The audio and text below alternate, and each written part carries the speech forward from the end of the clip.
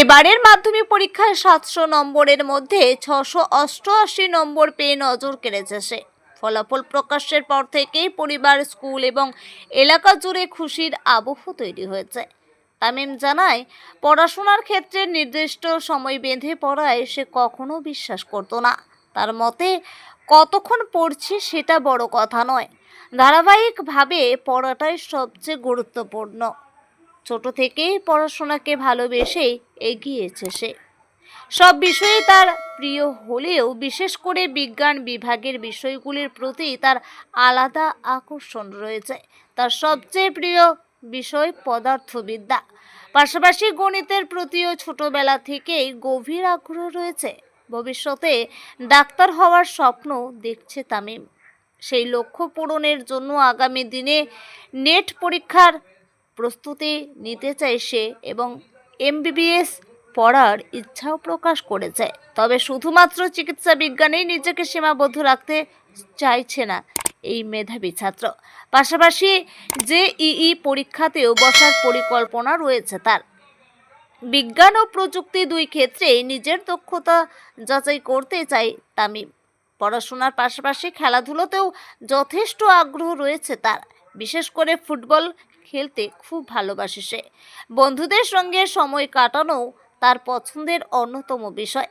পড়াশোনা এবং ব্যক্তিগত জীবনের মধ্যে সুন্দর ভারসাম্য বজায় রেখেই এই সাফল্য অর্জন করেছে বলেই জানিয়েছে তামিম। তামিমের এই সাফল্যের পিছনে বড় ভূমিকা রয়েছে তার পরিবার ও শিক্ষকদের। তার বাবা কৃষ্ণনগর হাই স্কুলের অঙ্কের শিক্ষক এবং মা দত্তপুলিয়ার একটি বিদ্যালয়ের অঙ্ক শিক্ষিকা। শিক্ষক পরিবারে বেড়ে ওঠায় ছোট থেকেই পড়াশোনার পরিবেশ পেয়েছে তামিম।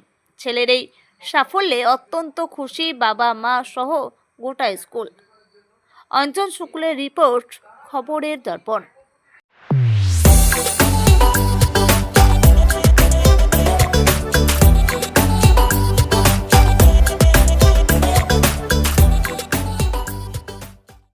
আমার নাম তামিম মণ্ডল। আমি বর্তমানে ক্লাস 11-এ পড়ি।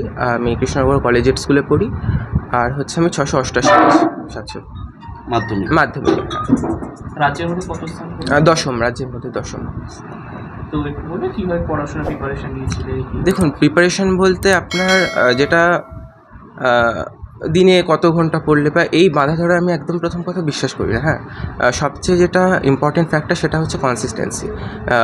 2025 সালের জানুয়ারি থেকে 2026 সালের জানুয়ারি শেষ পর্যন্ত এই 13 মাস আপনার কোনো সাবজেক্টকে ভালো লাগুক কিংবা না লাগুক আপনাকে সেটাকে পড়তে হবে, ঠিক আছে?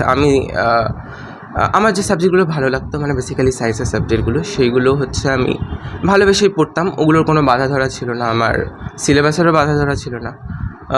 ওগুলো এইভাবে পড়েছিলাম। এবার আর্টসের সাবজেক্টগুলোতে আমি জানতাম যে আমাকে নাম্বার তুলতে হবে। হ্যাঁ, এবার আমি আমার টিউশন স্যারদের প্রত্যেক দিন ক্লাস অ্যাটেন্ড করতাম, ওনাদের যে নোটসগুলো সেগুলো পড়তাম। তারপর স্যাররা পরীক্ষা নিতেন একটা নির্দিষ্ট টাইম ইন্টারভ্যালের পর। এবার সেই পরীক্ষাগুলো একটাও মিস করা যাবে না। হ্যাঁ, সেই পরীক্ষাগুলো খুব ইম্পর্টেন্ট। আর এভাবে আপনার সায়েন্স আর্টস মানে এই বিষয় ভিত্তিক এটা খুব পার্থক্য করলে আপনার মাধ্যমিকে ভালো হবে না।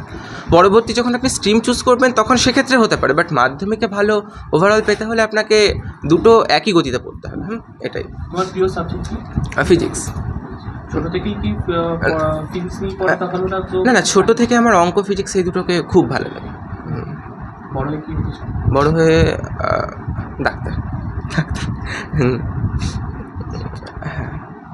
আগামী দিনে কোন স্কুল বা কীভাবে? না, আমি কলেজের স্কুলেই পড়বো। আমি 11-12-এ যেরকম নর্মাল নিটের প্রিপারেশন নেই, ঠিক সেরকম আমি নিটের প্রিপারেশন নিয়ে আপনার MBBS করতে চাই। আর সাথে মানে প্রায়োরিটি বলবো না, বাট যেইটাও দেবো আপনার PCMB স্ট্রিম যেহেতু চুজ করেছি সেই কারণে। পড়াশোনার মধ্যে অন্য খেলাধুলা? হ্যাঁ, অবশ্যই খেলাধুলা। আমার ফুটবল খুব প্রিয়, বরঞ্চ পড়াশোনা যতটা প্রিয় অতটাই বা তার থেকে বেশি। হ্যাঁ, ফুটবল আমার প্রিয়। তারপর আমার মানে তাছাড়া বাকি টাইমটা আমি স্পেন্ড করতাম বন্ধুদের সাথে, ধরুন আড্ডা মেরে বা কথা বলে। তারপর মাঝে মাঝে গান শুনতাম, এটাই। ছোট থেকে কি প্রথমে ক্লাসে ফার্স্ট হয়েছে? ছোট থেকে মানে ক্লাস 3 থেকে। 3 থেকেই কলেজ স্কুল? না, আমি প্রি প্রাইমারি থেকে কলেজের স্কুলে পড়ি। হ্যাঁ, প্রি প্রাইমারি থেকে। বাবা শিক্ষক, অঙ্ক শিক্ষক, কৃষ্ণনগর হাই স্কুলে।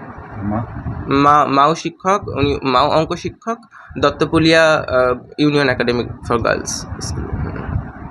যদি এখনও আমাদের খবরের দর্পণ চ্যানেলটি সাবস্ক্রাইব না করে থাকেন তাহলে এখনই সাবস্ক্রাইব করুন, সঙ্গে বেল বাটনটি ক্লিক করুন আর পেয়ে যান সব খবরের দ্রুত ভিডিও আপডেট।